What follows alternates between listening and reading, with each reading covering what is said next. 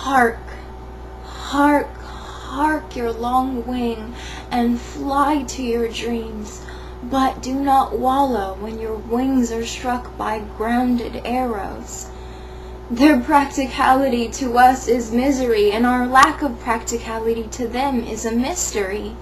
So be patient with yourself, and be patient with them when they can neither understand your joy or pains. What can I tell you? Not to trust? To love on the watch because the numbers are not in our favor? To condescend the romance of your youth because in another summer day they will transform? No! To tell you that would be to shield you from pain, yes, but it would also rob you of human joy.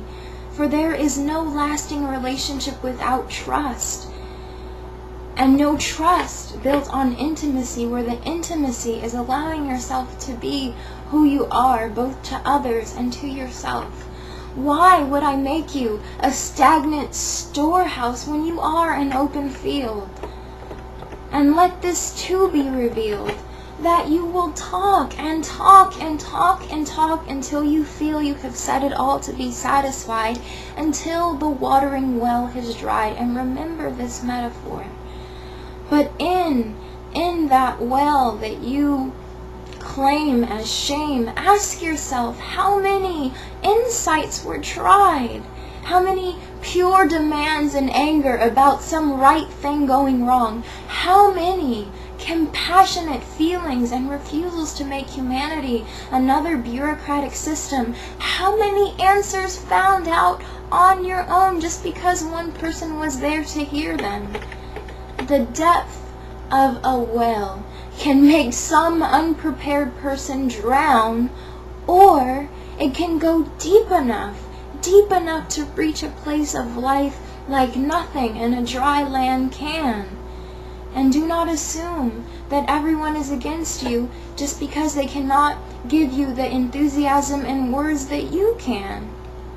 You do good, and you know who will pay you. Be careful what you absorb, and choose wisely those from whom you do. Give them the right to bitterness, and give yourself a license to your own happiness, and expect them not to certify the experience. And when you do go through your sadness, which you will, realize that it is your suffering that opens your eyes to stories you would not know of to care to otherwise. Kind of how we don't think of food until we're hungry, or don't know what to think or feel, or what we're thinking or feeling until we speak of it, or where we're going until we find it. All laws of our improvisation.